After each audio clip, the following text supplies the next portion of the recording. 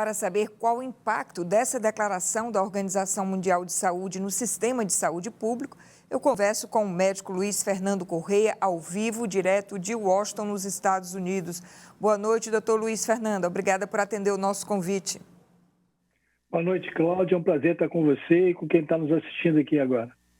O que muda para o sistema de saúde público do Brasil e de outros países após essa declaração da OMS?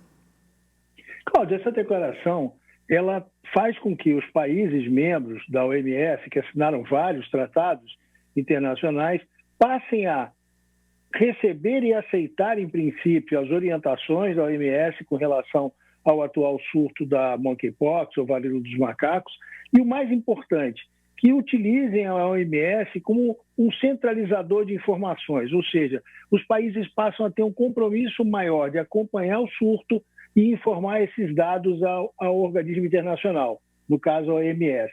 Isso facilita não só a determinação de ações coordenadas, né, dentro de países ou até mesmo em continentes, mas principalmente que o país siga as orientações, por exemplo, não criando nenhuma barreira sanitária que no momento não tem a menor lógica fazer uma coisa desse tipo. Mas antes que alguém tome uma atitude dessa, a OMS meio que assume o comando dessas ações coordenadas, Cláudia. No caso de vacinas a serem desenvolvidas para a varíola dos macacos ou monkeypox, a Organização Mundial de Saúde também coordenaria esse esquema, exemplo do que aconteceu com a Covid-19? Olha, isso aí já fica mais complicado. Por quê? Existe atualmente uma vacina no mundo aprovada para uso para prevenir monkeypox ou varíola dos macacos. É uma vacina fabricada por uma fabricante da Dinamarca, que já foi aprovada nos Estados Unidos, no Canadá e foi aprovada hoje na União Europeia para a prevenção dessa doença. Só que essa fábrica ela tem condições de produzir 20 milhões de doses por ano. E a gente já sabe que os países mais ricos já fizeram até encomendas, como, por exemplo, os Estados Unidos espera receber 2 milhões de doses até o fim de 2022. Então, para o resto do mundo vai ficar muito difícil. Então, eu acho que a OMS tem que assumir esse papel realmente de coordenação, principalmente para evitar essa desigualdade, né? Porque, afinal de contas, essa doença ela já existe na África há décadas. E por que não se produz vacina, não se manda vacina para lá? Porque talvez não haja tanto interesse. Agora que chegou na Europa, a situação virou uma situação de alarme. Isso mostra quanto que a gente trata desigualmente a saúde no mundo inteiro, viu? Felizmente, a desigualdade social é um peso, uma chaga na nossa sociedade.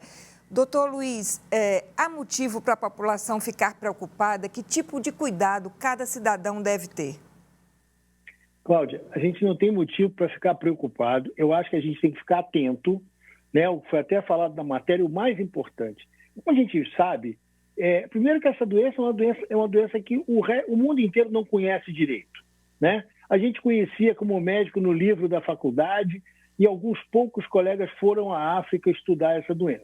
Então, no dia a dia, o médico está no consultório, no posto de saúde, na emergência, não tem experiência com essa doença. Então, realmente, lesões na pele e sintomas de febre, dor de cabeça e mal-estar, coisas realmente meio vagas e bastante comuns a muitas doenças. Então, a gente que vai exigir, muito mais do que a população está preocupada, é que as autoridades de saúde, em ação coordenada, treinem seus profissionais para eventual identificação de lesão suspeita e que sigam, sim, o fluxo que já foi definido até pela Anvisa e pelo Ministério da Saúde para o diagnóstico laboratorial da doença. Em algumas cidades do Brasil, a gente já tem até laboratório privado fazendo esse teste, que ainda vai ser confirmado sempre por laboratórios centrais do governo, mas já vai facilitando esse encaminhamento. Mas o mais difícil, Cláudio, o mais importante é os cuidados para não se pegar o monkeypox. Quais são?